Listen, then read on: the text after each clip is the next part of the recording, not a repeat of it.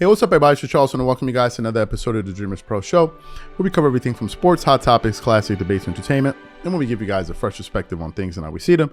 And today we have a pretty interesting episode for you guys that we want you guys to stick around for, so please make sure you go ahead and like the video and subscribe to the channel. Now, this is going to be one of those episodes. We don't have any videos, we don't have any articles, just a bunch of thoughts and suspicions. So, as y'all know, with some of you, on October 7th, Netflix released a documentary that was centered on the 2008 Redeem team. And on that team, you had the late and great Kobe Bryant, you had LeBron James, you had Dwayne Wade, you had Carlos Boozer, Dwight Howard, so many great players, right? I can't even remember. I think Darren Williams was on that team, Jason Kidd, all these great players, right? And this team was essentially put together to make up for the U.S. Basketball team losing out in the 2004 Olympics. Y'all know the Olympics come around every 4 seasons. So that documentary basically took us behind the scenes to see kind of all of the challenges that the program had, spanning over, decades. And also what went into bringing that team together and how they were ultimately able to gel and go out there and, win the gold medal, right?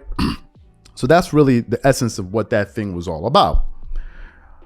But as I was watching it, and I'm sure a lot of you guys were watching it, there was one particular player that stood out more than anybody, stood out like a sore thumb. And that basketball player was one Kobe Bryant. From the moment Kobe walked into that arena and joined that team, you literally saw a shift, like a change in the temperature in the room, right?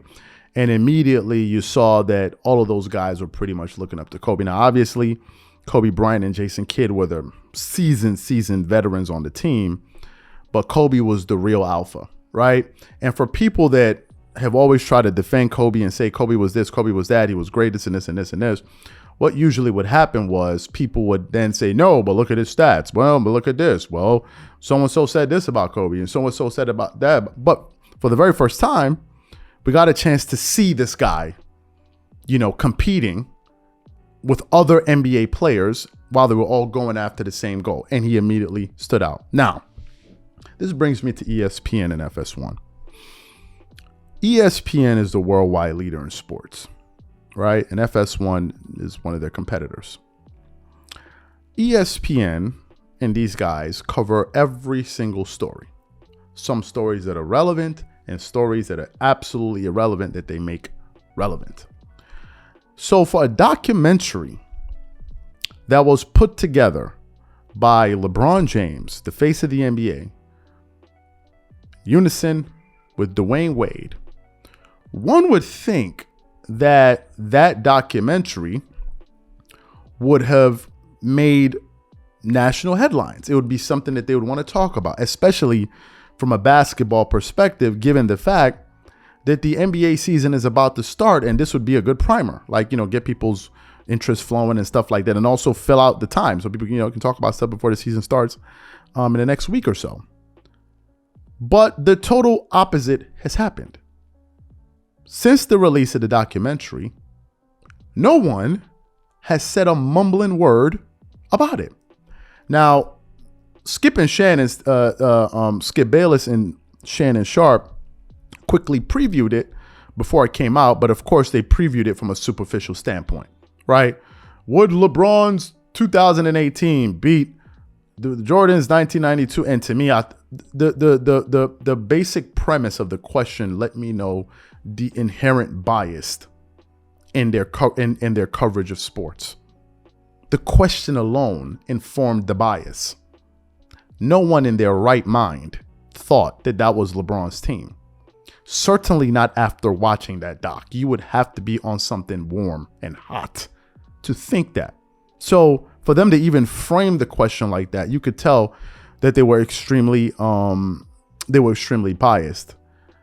But since the release of this doc, these guys haven't talked about it, which brings me to the biggest question and the elephant in the room.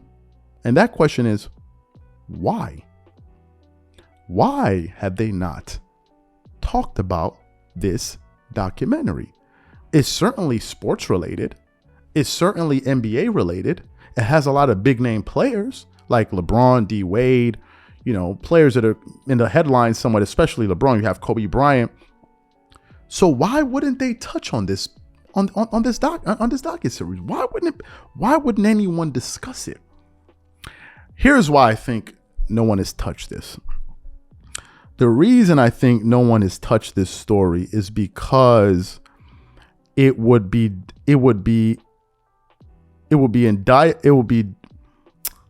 fly in the face of all of the propaganda these guys have put out. Here's what I mean about this. The way a lot of people perceive athletes is through the lens of people covering the sport. That's just usually the way, right? Some fans are able to discern between what people are saying and actually what they're seeing, and the ability for them to go out there and do their own research and not just take everything that these guys say to them and take it as the gospel, right?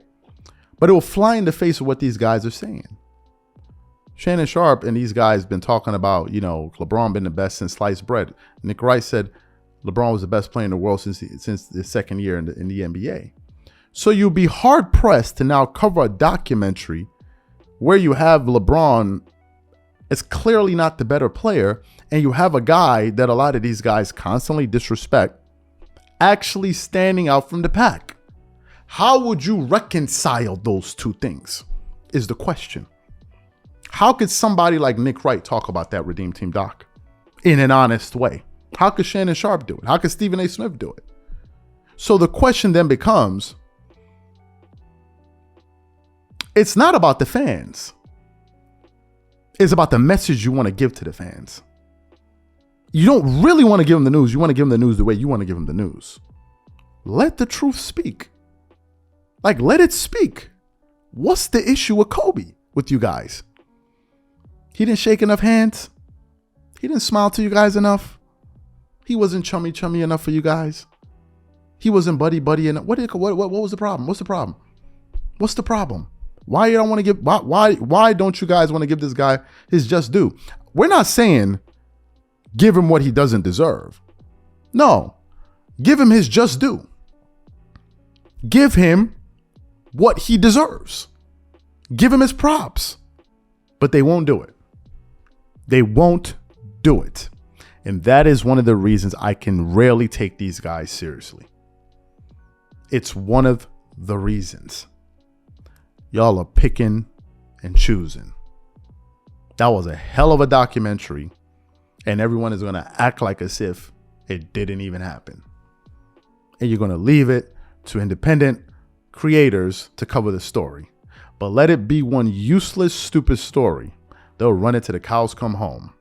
I can't even believe it. I cannot even believe it.